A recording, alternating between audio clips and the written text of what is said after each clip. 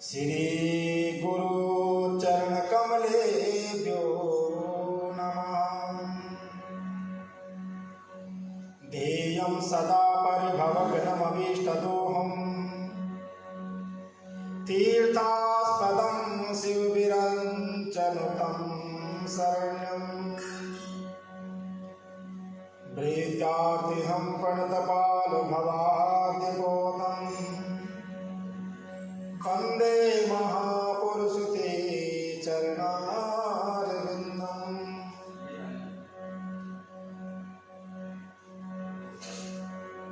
हरवस्तूलतनं गजेन्द्रवदनं लम्बोदरं सुन्दरम् हस्यादनमगन्धलुब्धमदपाव्यालोलगण्डस्थलम् दन्ताघातविदारिधारिहृदये सिन्धूरशोभाकरम् वन्दे सहृतासुतं गणपतिं सिद्धिप्रदं कामदम्। हे कृष्ण करुणा सिन्धु दीनबन्धु जगत्पते गोपेश गोपिकान्तं राधाकान्त नमोस्तुते। कि तप्त कांचन गौरांगी राधे वृंदावनेश्वरी वृषभानुसुते देवी प्रणमामि हरिप्रिये। वाञ्छाकल्पतरुभ्यश्च कृपा सिन्धुभ्य एव च पतितानां पावनेभ्यो वैष्णवभ्यो नमो नमः।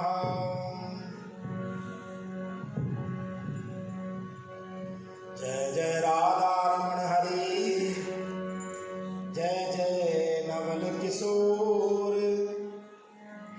जय गोपी चित चोर प्रभु जय जय माखन चोर जय जय माखन चोर। भोले भक्त वत्सल भगवान की जय, नारायण भगवान की जय, सच्चे दरबार की जय। परम मंगलमय भगवान अका करुणा वरुणालय भक्तिवांचल कल्पतरु तरते वेते पीतांबरधारी भगवान नारायण प्रभु के चरणों में एवं देव प्रांगण में समस्त प्रतिष्ठित सभी देवताओं के चरणों में कोटि कोटि नमन करते हुए देवालय में पधारे सभी भक्त वृंद माताओं बहनों प्रिय वैष्णव रसिक जनों हमारे पूज्य मित्र वृंद आप सभी का हार्दिक अभिनंदन एवं व्यासपीठ सभी को जय श्री राधे जय श्री श्याम। आइए अपने मन और वाणी को पवित्र करते हुए ठाकुर जी के नाम का सहारा लेते हुए आज कथा प्रवेश करें।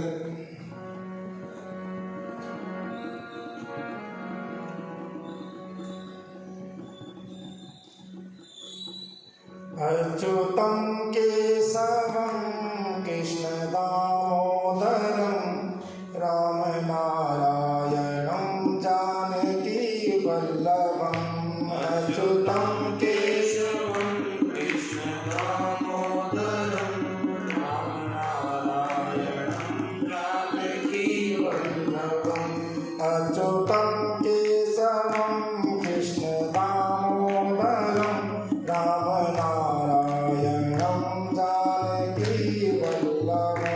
अच्युतं केशवं कृष्ण दामोदरं राम नारायणं जानकी वल्लभम्। कौन कहता है भगवान आते नहीं तुम मीरा की जैसे बुलाते नहीं। कौन कहता है भगवान आते नहीं तुम मीरा के जैसे हो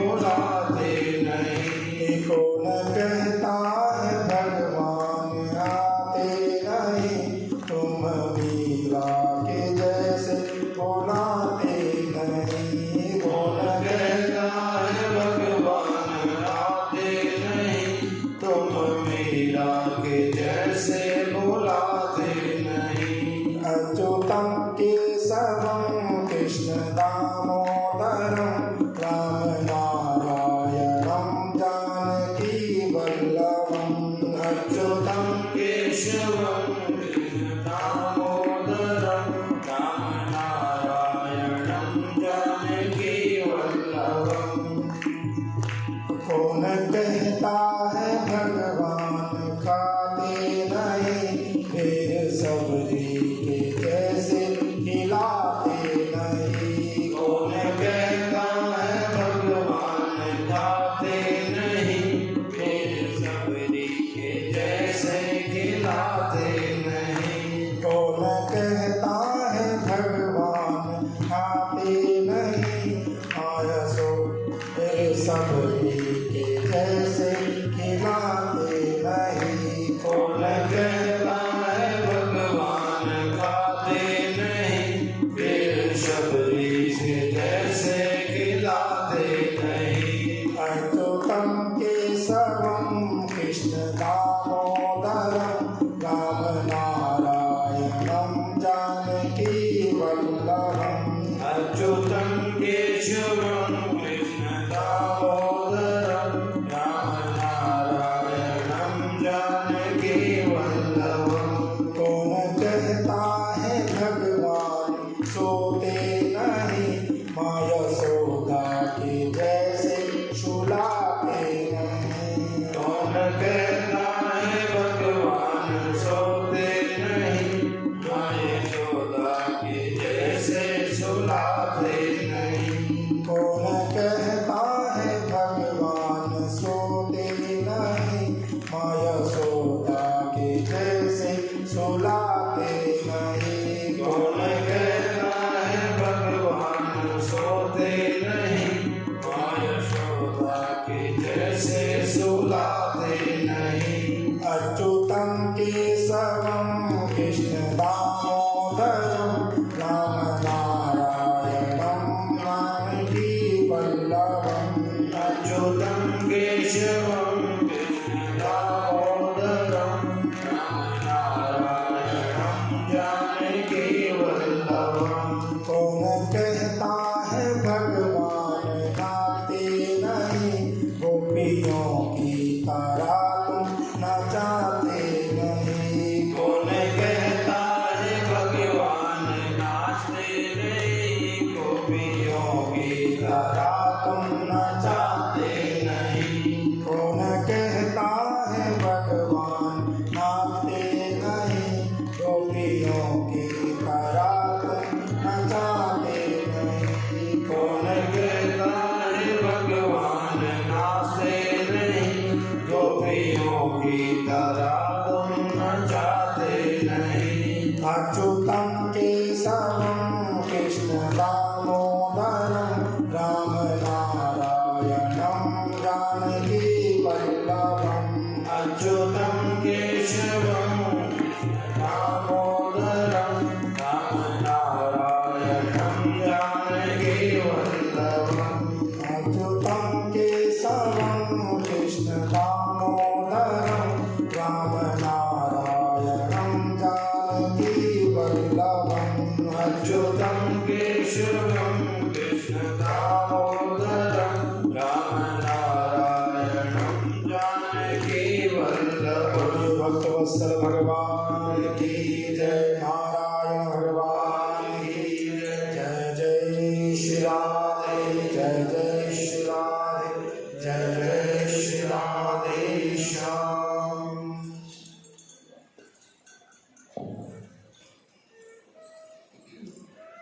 बड़ा ही सुंदर भाव है।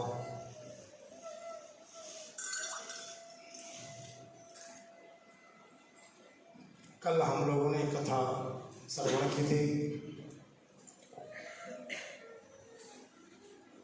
किस प्रकार पुण्यशील और सुशील ने धर्मदत्त ब्राह्मण को ज्ञान दिया, अपने प्रारब्ध की पूर्व जन्म की कथा श्रवण कराई कि हम पूर्व जन्म में क्या थे और क्या बन गए। एक बात तो पक्की मान के चलिए कि 84 लाख योनि में कुछ अच्छे कर्म हम लोगों ने किए हैं, तब जाकर के मानव योनि में आए। क्योंकि मानव योनि मिलनी बहुत ही दुर्लभ है, बहुत ही कठिन है। आप जो मर्जी पुराण खोल के देख लीजिए, जो मर्जी हिस्ट्री पढ़ के देख लीजिए, मानव जीवन मिलना बहुत असंभव है। और मानव जीवन मिलने के बाद भी 4 वर्ण है उसमें।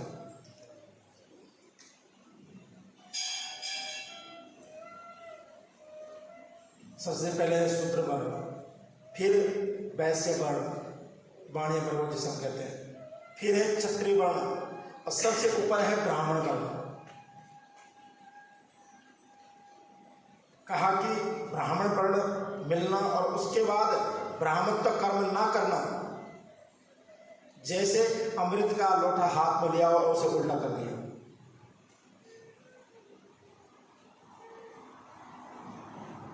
कई लोग हैं ब्राह्मण कुल में जन्म लिया लेकिन कर्म अन्यथा कर रहे हैं,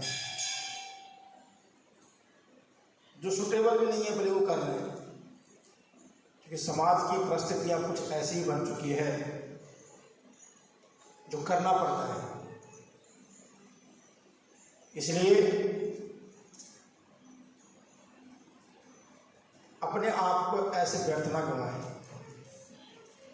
अपने इस बहुमूल्य जीवन की महिमा को समझिए एक बार, कभी सोचिए कभी कि न जाने हम कौन सी योनि में थे, कीड़े मकोड़ों की योनियों में थे, जीव जंतु थे, पेड़ पौधे बने थे। हम कहते पक्षी अच्छी है, पक्षी अच्छी है, जब वो आसमान में उड़ती उस टाइम लगता है कितनी सुंदर जीवन है इसका, पर लेकिन जब वो जेठ की गर्मी में तपती है उस टाइम देखो जरा, दूर दूर कहीं तक पानी नहीं मिलता है।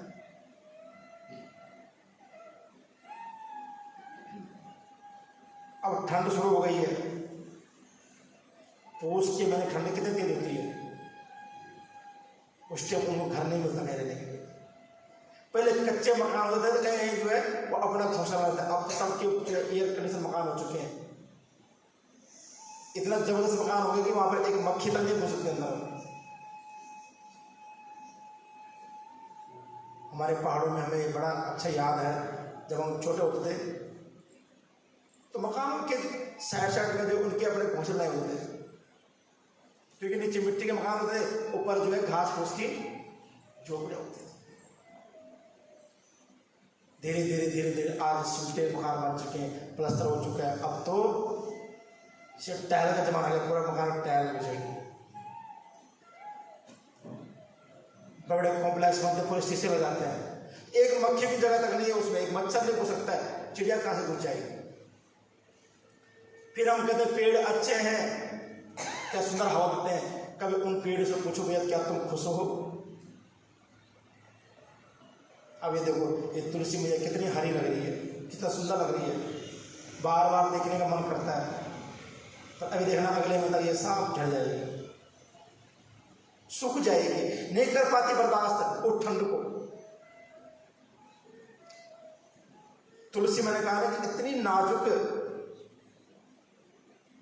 स्वरूप है तुलसी मैया का कि जहाँ तेज धूप पड़ जाए तो बर्दाश्त नहीं कर पाती है, जहाँ ठंड पड़ जाए तो बर्दाश्त नहीं कर पाती है, ज्यादा पानी डाल दिया तो बर्दाश्त नहीं कर पाती। भगवान की प्रियतमा है भैया। देखो जब सोचो, हम मानवों पे भगवान ने कितनी बड़ी कृपा की है।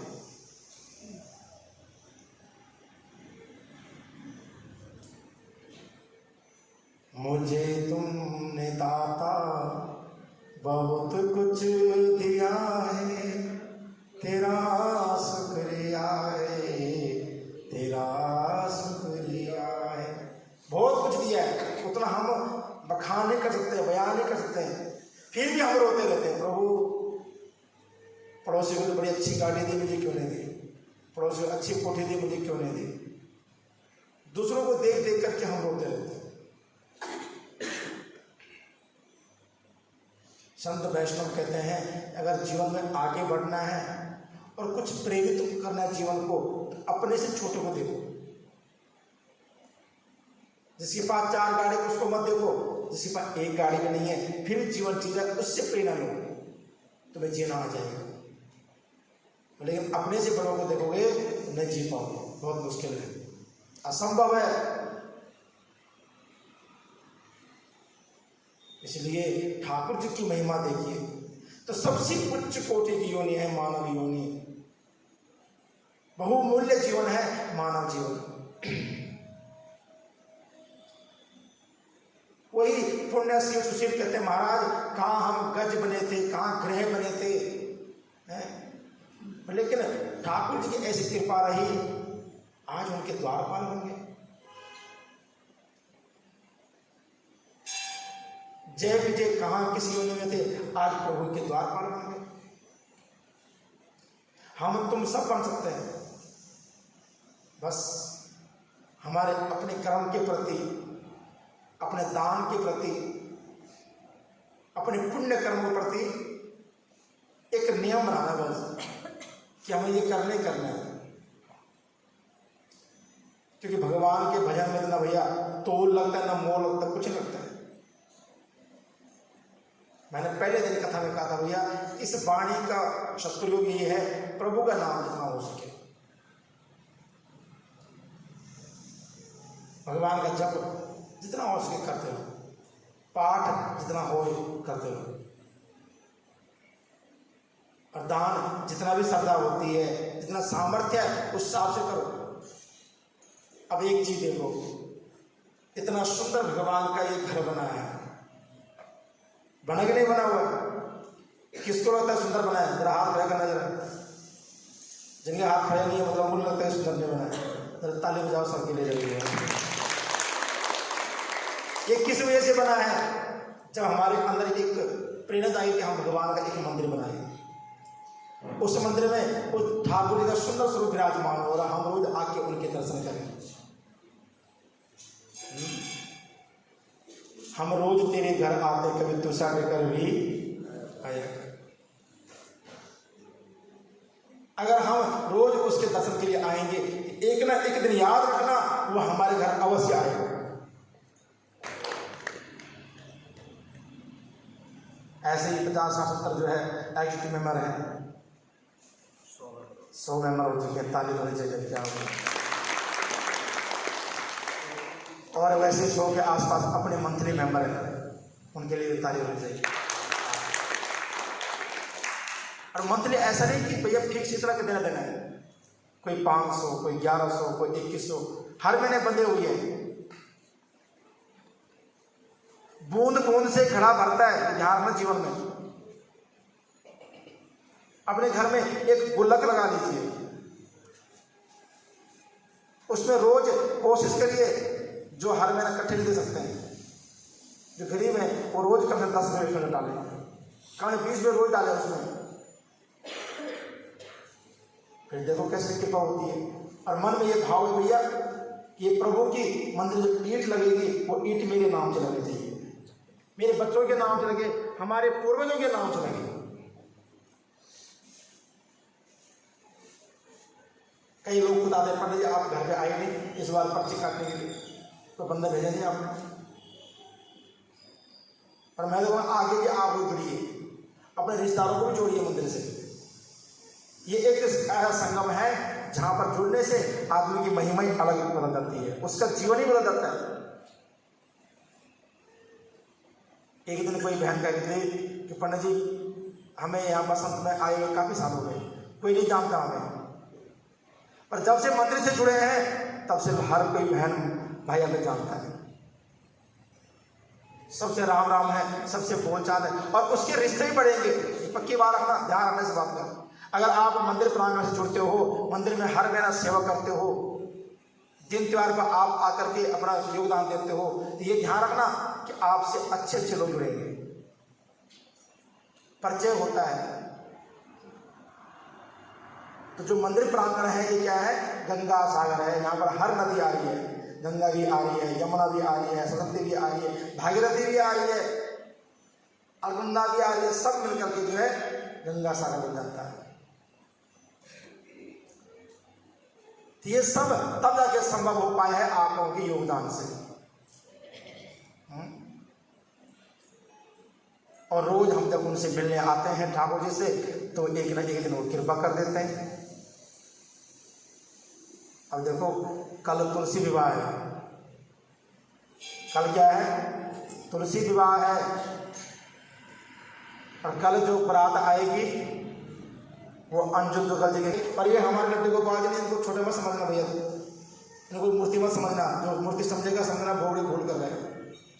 आप लोग इसका प्रमाण देख चुके हो, चमत्कारी है।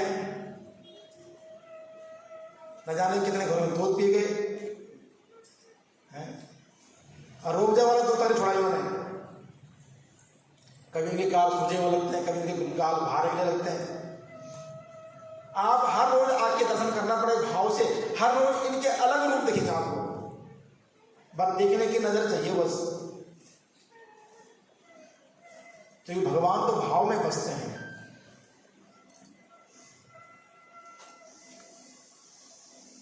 इसलिए कि ठाकुर जब कृपा करता है तो बहुत अन्य रूप से करता है। हमेशा अपने भाव इस प्रति रखें कि ठाकुर की सेवा, प्रभु की सेवा, मंदिर प्रांगण की सेवा किस तरह हो जाए। बस हल अपना आप निकालता वो छोड़ दो, वो अपना आप करता कृपा, बस आप मन में भाव रखिए बस। भोले भक्त वत्सल भगवान की जय। और अब आप लोगों के लिए एक खुशखबरी हो रहा है। कल तो एक तो तुलसी विवाह है, शाम को जो है 3:30 बजे शराबंदी होगी।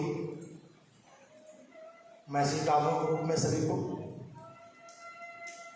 अंजू बहन जी के घर से निकलेगी अंगदीप नगर से फ्लावर होते हुए बारात 4 बजे, और 4:30-5 बजे तक मंदिर बारात पहुंचेगी। तो आप सभी ने बारात में आना है, सभी ने सज धज करके, जैसे हम शादी ब्याह जाते हैं ना बढ़िया सुंदर बन करके, ऐसे ही आना है। और अपने बच्चों को भी ध्यान रखना, ये नहीं कि बच्चे ऐसे निकले चल घर से भैया, कोई आधा नंगे भंगे चलोगे, उनको बढ़िया साथ आगे भेजो आप बच्चों को। और बढ़िया बाराती बन करके, कुछ लोग बाराती में आएंगे, कुछ लोग यहाँ मंदिर प्रांगण में स्वागत के लिए रहेंगे। 4 बजे टाइम फिक्स रखो भैया, ठीक है। क्योंकि कल हमारे ठाकुर के विवाह उत्सव है, तो सबने बढ़ चढ़ के हिस्सा लेना है। अब रही हमारी तुलसी मैया, कल उनका कन्यादान है। तो जो भी अपने से बन बैठता है, पत्र पुष्प वस्त्र रूप में हो, या स्वर्ण रूप में हो, या बर्तन के रूप में, या धनराशि के रूप में भी आप दे सकते हो, तो वह कन्यादान में कल अवश्य आप दे सकते हो। कोई किसी पर जबरदस्ती नहीं है, और देना चाहिए। कि जब हमारी बेटी की शादी होती तो हम लोग कर्जा में निकाल लेते हैं, तो कल तो हमारी ब्रह्मांड की जो नायिका है माँ भगवती वृंदा, उसका विवाह है। तो उत्सव के साथ हम कल तुलसी विवाह मनाएंगे, धूमधाम से बारात गिरेगी ठाकुर जी की। इसलिए सभी से निवेदन कि कल सब लोग अपने आस पड़ोस, अपने सगे संबंधी सबको मैसेज करें कि सभी लोग अवश्य पहुंचे। आइए कथा की ओर चले। बोले भक्त वत्सल भगवान की जय, नारायण भगवान की जय। यहाँ पर कल पुण्यशील और सुशील कलहा देवी को लेकर के स्वर्ग पधारे। आज यहाँ पर पृथ्वी जी महाराज पूछे, राजन महाराज, कृष्ण वेणुस्तास्मिच्छं विष्णु गणेशपुरा वणिचितिरो कला निरस्ता कथिता तया। पृथ्वी जी कहते हैं महाराज कि आपने एक बार मुझे कहा था कि शिव गणों ने और विष्णु गणों ने कलहा को अपने तट से बहा दिया था। महाराज वहां पर गण क्या हमें से विराजमान थे नदी किनारे। जब कलहा जो है राक्षस रूप में थी, तो जब नदी किनारे पहुंची तो शिव और विष्णु ने उसको भगा दिया था वहां से, क्योंकि जहां देवता होते वहां राक्षस लोग नहीं टिकते हैं। महाराज जरा मुझे स्पष्ट बताइए कि क्या वो गण लोग वही रहते हैं हमेशा? तब नारद जी कहते, राजन ऐसा नहीं है कि कृष्ण तनु साक्षात पेण्यां देवो महेश्वरा तत्संग प्रभावातु नालम वक्षो चतुर्मुखा। कहा कि वो क्षेत्र ही भगवान का है और जो वहां नदियां बह रही है वो साक्षात परमात्मा नदी स्वरूप में बह रहे हैं। कहा कि जो कृष्णा नदी है वो साक्षात भगवान विष्णु है। भगवान कृष्ण ही कृष्णा नदी है। जो बेनी नदी है वो साक्षात महादेव है। और इन दोनों के संगम में क्या है, चतुर्मुख ब्रह्मा जी का भी स्थान है। पर कहा कि जो कृष्णा और बेनी नदी है उनकी महिमा गाने में भी ब्रह्मा जी असमर्थ हैं। इतनी महिमा है उस नदी की। अब कहा कि उसकी उत्पत्ति कैसी हुई है वो भी सुन लो। तथापि तत्समुत्पत्तिं कीर्तयास्मिताशु कि चाक्षुषेऽप्यन्तरे पूर्वं मनोर्देवा पितामह। कहा कि एक बार की बात है, मैं ध्यान सुनना। जितनी भी हमारे देश में नदियां हैं, छोटी छोटी झरने हैं, ये सब परमात्मा के स्वरूप हैं। हजारों नदियां बहती है हमारे पहाड़ों में, कोई छोटी है कोई बढ़िया है। तो जो विशेष विशेष है उनका जो है शास्त्रों में वर्णन आया हुआ है, उनका नाम बताया गया है। तो देखो वो नदी के रूप में कैसे देवता लोग परिवर्तन हुए, यहां से सुनना।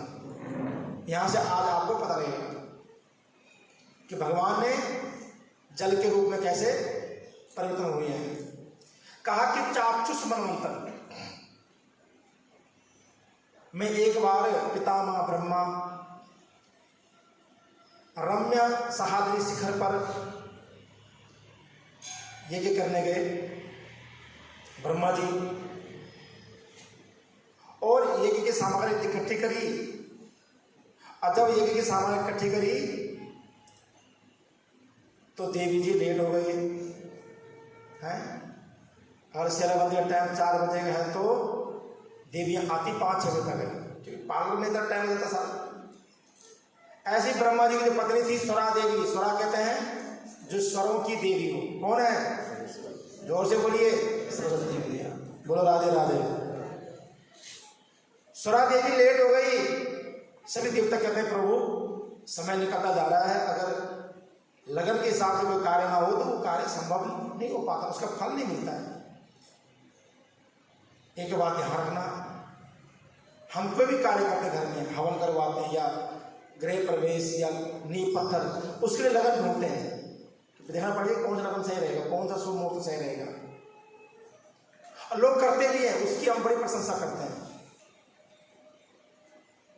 लेकिन एक चीज का बड़ा दुख रहता जीवन में, वो शायद आज की डेट में हम सभी का दुर्भाग्य है कि जो विवाह शादी होती हैं कभी भी लगन के हिसाब से नहीं होती है। लिखवाते हैं, चिट्ठी में लिखते हैं, 100 में से 1-2% शादी ऐसी है जो लगन पे होती है, नहीं तो नहीं होती है।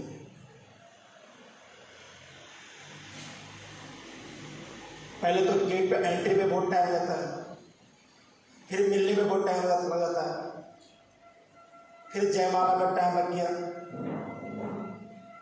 फिर डीजे वाले नहीं छोड़ते हैं, वहां से फिर बाहर निकले तो फिर वेटर लोग नहीं छोड़ते हैं खाने में, फिर वहां से बाहर फिर कैमरा वाले तो कहते हैं भैया नहीं तो हम तो नहीं छोड़ेंगे 2 घंटे से पहले।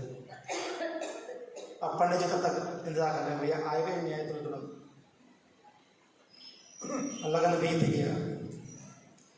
आज की डेट में अगर कहीं ना कहीं 50% घरों के रिश्ते टूट रहे हैं, 50% रोज खबर आती है, आज उसका वो, आज बहू भाग गई, आज ये हो गया। पहले था एक बात ध्यान रखना, जो ये शुभ घड़ी, शुभ मुहूर्त, शुभ लगन, तिथि, बार, नक्षत्र, योग, कर्ण, ये 5 ऐसी हैं इनके अनुसार ही शादी होती है। इनको कभी इग्नोर मत मानना है जीवन में। अगर लगन निकाला है उस लगन हेतु कोई भी काम छोड़ा पड़े छोड़ दो। फोटो बाद में हो जाएगी। फोटो की इतना इंपॉर्टेंट नहीं है, लेकिन हम ज़्यादा दे दिए उसको आज डेट में। बच्चे सिरा नहीं पहनते आजकल फोटो चक्कर में। प्राचीन में धोती कुर्ता था, वो भी छोड़ दिया फोटो के चक्कर में। फोटो अच्छी नहीं आती है। तिलक नहीं लगवाते हैं हमारी माताएं बहनें, विवाह के दिन हमारा मेकअप खराब हो जाएगा। बोलो राधे राधे। पंडित जी टिक्का सा लगाइए बस। तो हम भी तो हो स्मार्ट हैं, हम माचिस तिलिस लगा देते हैं, ले अच्छा नजर गट्टू लगा देते हैं। बार नहीं कि तिलकंते प्रयच्छन्तु धर्म कामार्थ सिद्धये। धर्म कार्य की निशानी है तिलक। चत्वारि तेषां वर्धन्ते आयु विद्या यशो बलम। तिलक की बड़ी महिमा है, अगर बताएंगे तो टाइम निकल जाएगा साथ। आयु बढ़ती है, विद्या बढ़ती है, यश बढ़ता है आपका जीवन का, और शरीर का बल बढ़ता है तिलक लगाने से। आप कभी भी देखिए, माथे में तिलक लगा दीजिए, हल्का सा लाल टिक्का लगा दीजिए माथे में, आपके अंदर ऑटोमेटिक एक सात्विक विचार आएंगे, एक अलग एनर्जी आ जाती है। नहा धो के बढ़िया सुंदर होके तिलक लगाइए बस। तिलक की महिमा इतनी है, कभी स्वाभाविक देखिए कभी, लेकिन लगवाते नहीं। इसलिए ध्यान रखें कि शादी ब्याह में जो कमी रहे कोई बात नहीं है, लेकिन जो हमारे बच्चों के फेरे हैं वो लगन के हिसाब होने चाहिए, तब जाके उनका जीवन सुखमय रहेगा। और कोई जल्दीबाजी न करिए, पंडित जी आराम से करवाइए। पार्टी जिंदगी भर खानी है, एक पार्टी कर दूसरी पार्टी शुरू। फोटो एक शादी में फोटो हो जाएगी, कपल शूट करवा दो, करवा लो, हो जाएगा। स्टूडियो खुले हर जगह, लेकिन वो लावे फेरे जो होते हैं उस पर कोई प्रेशर बनानी पड़ेगी, बस चिट्ठी कर दो बस। बच्चों ठंड लग रही है, भैया कम्बल उड़ा लो, चादरें उड़ा लो, पर लावे फेरे विधि से करवाइए, सात्विक विचार से कीजिए। हम तो कहते हैं कि पैलेस में कराओ पार्टी पुल्टी, और फेरे कराओ प्रभु के मंदिर में। पैलेसों में जो है ना मन खराब हो चुका है, सब लोग खा पी के नॉन वेज खाते हैं, ड्रिंक करते हैं, अब फिर वहां मंडप में बैठते हैं। लड़की का बाप खुद कन्यादान कर रहा है, लेकिन पी के बैठा हुआ है। न वो भूमि शुद्ध है, न वो स्थान शुद्ध है, वहां के लावा फेरे भी कहाँ शुद्ध हो जाएंगे, अब फिर उनका जीवन भी अशुद्ध बन जाता है। घर में आती बहुत 2 दिन बाद क्लेश हो जाता है। बड़ा थोड़ा गौर करना इन बातों पे। कभी भी हो कोशिश करो कि पार्टी जहां मर्जी करो, 5 स्टार में करनी, 4 स्टार जब जहां मर्जी करनी है, फेरे हमने मंदिर में करने प्रभु के। आप एक चीज देखिए, सोचने की बात है, हम गुरुद्वारे देखवाओ, पार्टियां खूब होती है पैलेसों पे, लेकिन लावा फेरे गुरुद्वारे में ही होते हैं। मुस्लिम संप्रदाय देख लो, जहां मर्जी कर लो, लेकिन उनके लावा फेरे दरगाह में ही होते हैं, मस्जिद में नहीं होते। लेकिन हम लोग कभी विचार नहीं करते हैं। इसलिए अब विचार करने का समय आ चुका है, क्योंकि पैलेसों में वो शुद्धि, वो वातावरण नहीं रहा है। मंदिर में बेदी बनवा लो सुंदर, देखोगे इतना सुंदर भव्य आप बना हुआ है ठाकुर जी का दरबार, थोड़ा मंदिर में भला हो जाएगा, थोड़ा मंदिर में 2 पैसे आ जाएंगे, हैं भैया। मंदिर देखो इतना सुंदर बना है, तभी बना है तो धन राशि आएगी। और अब तो आपके लिए खुशखबरी हो रहा है, मुझे सोचा बता रहे थे कि अब भैया सामने हॉस्पिटल बनने जा रहा है, ताली बजाओ। तो कब बनेगा? जब हमारा सबका एक उद्देश्य होगा, एक संकल्प होगा कि इस मंदिर के हर ईंट ईंट में हमारा नाम हो, ठाकुर जी के प्रति उनका नाम हो, और तब जाके जुड़े चीज। लेकिन तभी होगा जब हम धनराशि दान करेंगे मंदिर को। मंथली मेंबर बन जाइए, जब ट्रस्टी बना देंगे आपको, यार आप बनो सही, जुड़िए। 1 रुपए से लेकर 1 करोड़ तक जितना दे सकते हो दो, पीछे मत हो कभी। अपने नेक कमाई में से हर महीना निकालिए, क्योंकि इधर दुआ मिलेगी, सामने दवा मिलेगी, तो जिंदगी ऐसे खुशहाल हो जाएगी। बोलो बाकी बिहारी लाल की। जरूरी है जीवन के लिए। डॉक्टर लोग भी इलाज करते हैं, लास्ट में कहते हैं भैया आप दुआ करो, कहते कि नहीं कहते? दुआ के बिना दवा भी काम नहीं करती है। इसलिए शुभ लगन शुभ मुहूर्त में अगर विवाह नहीं हुआ तो वो विवाह संभव नहीं है। ऐसे यहां पर जब सुरा देवी विलंब हो गई तो गायत्री जी को बिठाया गया साथ में, और जब गायत्री मैया को बिठाया उतने में सुरा देवी आ गई। कहा कि जिसका जो है स्थान नहीं हो वो भी स्थान लेके बैठ गई। आज गुस्सा आ गया, और जब गुस्सा आया तो सुरा देवी ने आज समस्त देवताओं को श्राप दे दिया कि अपूज्या यत्र पूजन्ते पूजानां व्यतिक्रमा त्रीणि तत्र भविष्यन्ति दुर्भिक्षं मरणं भयः। देखो कितनी बात होती। कहा कि जहां जो प्राणी पूजन योग्य नहीं है उसकी पूजा हो रही है। देखो जहां पर जिस प्राणी की पूजा नहीं होनी चाहिए उसकी पूजा हो रही है, जो दुर्भिक्ष है उसकी पूजा हो रही है, लेकिन जो पूजनी योग्य है उसको पूछते नहीं। अरे पति के साथ उसकी जो प्रथम पत्नी होती है, एक बात ध्यान रखना, किसी राजा की हो जाए जो मर्जी हो, किसी की 4 पत्नियां हैं, किसी की 5, किसी की 2 ही है, लेकिन पूजन में अधिकार पहली पत्नी का होता है। वैसा शास्त्र नियम है। मानो किसी ने 2 शादी कर ली, पहले में बच्चा नहीं हुआ या कुछ प्रॉब्लम आई है, लेकिन जब भी घर में यज्ञ होगा, पाठ होगा, पूजा होगी तो पहला अधिकार पहली वाली पत्नी का है, दूसरी का नहीं है। दूसरे साथ ऐसी बैठे कोई बात नहीं है, लेकिन गठबंधन उसके साथ होगा पहली वाली के साथ। ये शास्त्र नियम आज भी है। तो वही स्वरा देवी कह रही है जिसका अधिकार नहीं है वो बैठ गई। और इसमें सब सहयोग थे देवता लोग। कहा कि जब ऐसा जो अनर्थ होता है तब क्या होता है? दुर्भिक्षा मरणम भयः। दुर्भिक्ष मरण और भय उत्पन्न हो जाता है। तो कोई कार्य गलत तरीके से किया जाता है वहां पर ऐसी स्थिति बन जाती है। और देवताओं को भी श्राप दे दिया कि ये यम दक्षिणी भागी उपविष्टा मदासना तस्मा लोकेस्तादृश्य गुप्त रूपाधिनिजना। जितने भी देवता लोग यहाँ पर विराजमान है और इनको देख रहे हैं, इनको सहयोग कर रहे हैं, वो सब क्या है? जल बन जाए, जड़ चेतन बन जाए।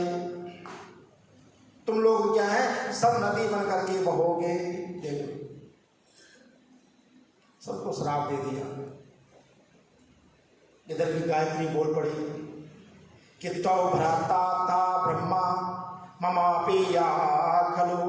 अरे ब्रह्मा क्या तेरे ही मरता है? तेरे ही पति, मेरे भी तो पति है, मेरा भी अधिकार है, पर लेकिन मेरे को जो मर्जी बोलती कोई बात नहीं, मैं माफ कर लेती हूँ, क्योंकि सोच की लड़ाई होती रहती है। लेकिन तुमने समस्त देवताओं को श्राप दिया है कि तुम जड़ चेतन बन जाओ, नदियां बन जाओ, ये तुमने ठीक नहीं किया। ये तो अपना श्राप वापस ले लीजिए, नहीं तो अनर्थ हो जाएगा।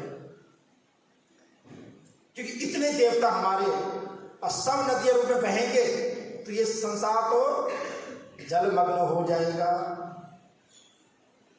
लेकिन देवता लोग कहते हैं भैया अब तो श्राप लग चुका है, अब तो सबको जड़ चेतन बनना पड़ेगा, जल बनना पड़ेगा। नारद जी के राजन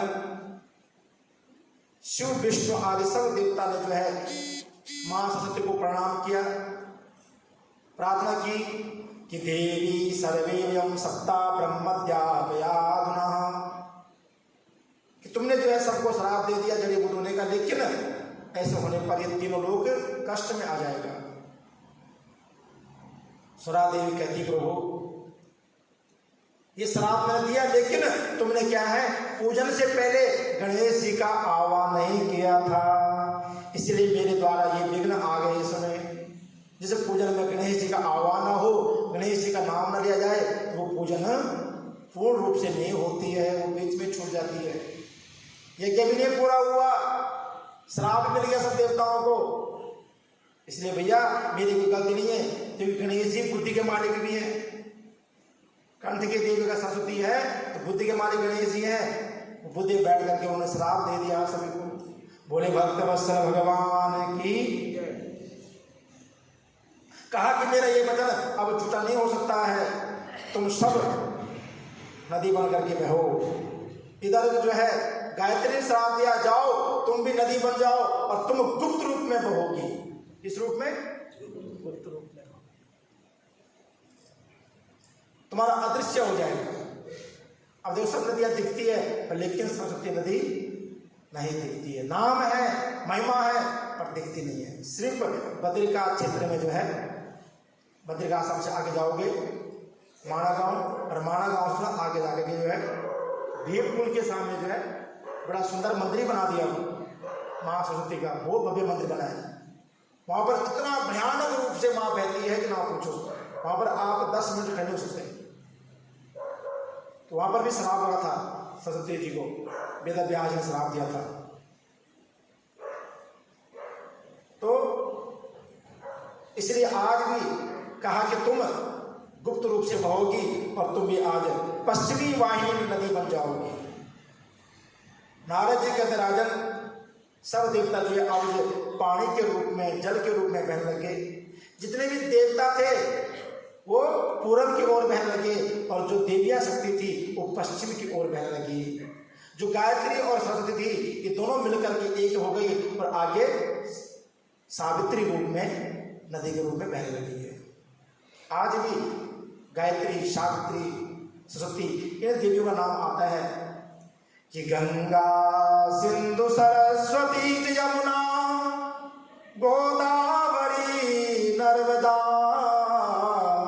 कावेरी सरयू महेंद्र तनया क्षिप्रावती वेदिका। ये सारी नदियों के नाम है। गंगा, यमुना, सरस्वती, अलकनंदा, भागीरथी, सरयू, क्षिप्रा, वेदवती, गायत्री, सावित्री, ये सब नाम का माताओं का है। ये सब पश्चिमी वाहिनी बनी और जो देवता थे वो पूर्व वाहिनी नदी बन गई। और समस्त संसार में जल जल है। इसलिए आज भी संसार में हर पास जल जल है। और कितना है? 70% जल है और 30% पृथ्वी है। देख लो। इसलिए मां सरस्वती के श्राप से समस्त देवता लोग जल में परिवर्तन हो गए। भगवान नारद जी कहते हैं कि जो भी इन कृष्णा नदी, वेणु नदी और अलग अलग नदियों का जो ध्यान करता है, इसमें स्नान करता है, भगवान उसके बहुत पूर्ण करते हैं। इसलिए कोई भी जल है वो अलग नहीं है, वो सब भगवान का स्वरूप है। और कहा कि कोई इनके दर्शन करता तो उससे उसके पाप धुल जाते हैं। तो आज कथा ये विराम देंगे। बोले भक्त वत्सल भगवान की जय। कथा में आने ये तो फायदा है कि हमें अपने प्राचीन इतिहास सुनने का मौका मिल जाता है। कौन चीज कैसी हुई है। अब कहीं आप पहाड़ों में जाओगे ना तो कोई भी नदी देखोगे, छोटे मोटे झरने देखोगे तो आप उसको प्रणाम जरूर करोगे। ये ऐसे जो है इनकी उत्पत्ति हुई है। पेड़ पौधे कैसे बने हैं, इस वजह से बने हैं। अब ये जो 5-7 दिन है बड़े सुंदर कथाएं हैं इनमें। तो कल तुलसी विवाह है, कल एकादशी भी है। विश्व पंचम एकादशी किसने करनी है 5 दिन, तो वो कल से शुरू करें। और पूर्णमासी इस बार 7 तारीख को पड़ेगी व्रत वाली, जो कि 8 तारीख ग्रहण है, उस दिन उद्यापन नहीं होगा। इसलिए हम 7 तारीख को ही कथा का पूर्णाहुति करेंगे, कथा को भोग डालेंगे। तो कल तुलसी मैया को चुन्नी चढ़ती है, द्वादशी को झंडे भी चढ़ते हैं। ठीक है। हाँ, तो जिन लोगों ने चुन्नी चढ़ानी हो माता को कल चढ़ाएं अपने घरों में भी और कहीं भी, मंदिर में भी। और झंडे चढ़ाने हैं तो परसों चढ़ाएंगे द्वादशी के दिन। ठीक है जी। तो एक दिन पीपल की पूजा भी होगी तो भी करवाएंगे, तो बताएंगे आप कथा में रोज। तो कल आप लोग तैयार रखिए कथा की, उसकी तुलसी भी आ गई। तो सभी को ढेर सारी शुभकामनाएं। कहाँ से प्राप्त उठनी हो मैं आपको मैसेज डाल दूँगा ग्रुप में। जो लोग ग्रुप में नहीं तो वो आके संपर्क कर लें या कल पूछ लेना। बोले बांके बिहारी लाल की जय। राधे राधे राधे गोविंद राधे, राधे राधे राधे गोविंद राधे, राधे राधे राधे गोविंद राधे,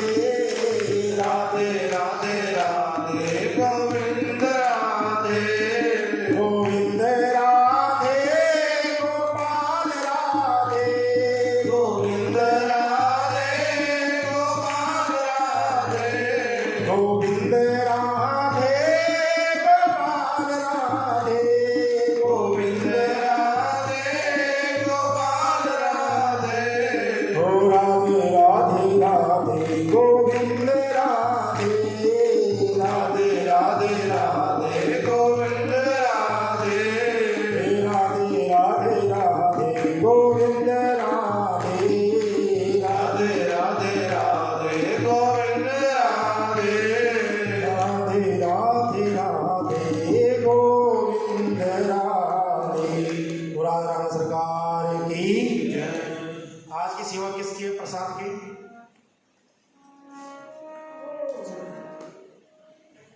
आज चाहत जी की सेवा है। हमें कल लिस्ट पड़ी नहीं हमने। हम कल गए थे भैया कपाल मोचन, 3 कुंड में स्नान किया। तो आप सभी के लिए आशीर्वाद रूप में यही प्रार्थना है ठाकुर जी से कि ब्राह्मण के दर्शन कर ले तो आपको भी वहाँ का फल सबको मिले। भोले भक्त वत्सल भगवान की। बड़ी सुंदर जगह है कपाल मोचन। अगर कभी मौका मिले तो आप सबको जरूर जाएं। सभी देवियाँ गई थी। जरा हाथ रहेगा ना, कौन कौन गया जरा। यहाँ पर भगवान शिव ने जब ब्रह्म हत्या लगी थी तो उसका निवारण किया था। बद्रीनाथ में ब्रह्म कपाल बचना कुंड, दूसरा ऋण मुक्त कुंड, हाँ जो ऋण से मुक्त हो जाए, और तीसरा जो है सूरज कुंड है। इन तीनों कुंड में जो हम पूजन किया सभी ने, कल आंवले का पूजन किया, परिक्रमा की, और वहीं पर बैठ के भोजन भी किया। हाँ भोजन तो अभी याद आ रहा है, इतना सुंदर बना था। तो ऐसी सुंदर यात्रा होनी चाहिए। देखो आनंद आया, कल बहुत आनंद आया। थकावट बहुत हुई लेकिन कोई बात नहीं। अब 7 तारीख की यात्रा है भैया। जिन लोगों ने नाम लिखवाए हुए हैं उनसे मैंने निवेदन कल भी की थी, आज भी की कि अपने अपने जो है सेवा जमा कर दीजिए। हमने गाड़ी वाले को एडवांस देना है। अगर आज कल तक हो गया तो ठीक है, तो हम कैंसिल कर देंगे। क्योंकि बार बार मैं बोलना अच्छा लगता है, यूट्यूब पे लोग दुनिया देख रही है, पर ये पैसे मांग रहे हैं। सीधी सी बात है, चलो जाना है तो दो, नहीं देना कैंसिल करेंगे। जो कुछ लोगों को और काम होंगे 7 तारीख को, फिर वो इसी तरह बैठे हुए हैं। क्योंकि हम उस हिसाब से गाड़ी बुक करेंगे कितने लोग होंगे। छोटी गाड़ी करनी है, बड़ी गाड़ी करनी है। अब ऐन मौके बोले पंडित जी मेरे 10 पैसे पकड़ोगे, हम चलेंगे। अब हम मना भी नहीं कर पाएंगे। तब तो भैया छत पर बैठे जाना पड़ेगा आराम से। तब तो वहाँ पर एयर कंडीशन बस में नहीं जा पाओगे। इसलिए आज कोशिश करें कि अपने अपने धनराशि जमा कर दें। हरिद्वार में भी आनंद आएगा। खूब व्यवस्था की हुई है, सुंदर व्यवस्था की हुई है। डीलक्स गाड़ी है, डीलक्स रूम है। क्योंकि माँ की गोद मिलेगी, वो किसी डीलक्स से कम नहीं है, ठीक है नहीं। और भोजन में भी बढ़िया डीलक्स ही खाना मिलेगा, चिंता ना करो। बोलो बांकी की हरिलाल की। चलो आरती करें। नमो नमो तुलसी महारानी, नमो नमो हर की भटरानी, नमो नमो। ओ नमो नमो तुलसी महारानी, नमो नमो तुलसी महारानी, नमो नमो हर की भटरानी, नमो नमो हर की भटरानी। ओ तुलसी महारानी, नमो नमो हर की भटरानी, नमो नमो। ओ धन तुलसी पूरन तप कीनो, धन तुलसी पूरन तप कीजो।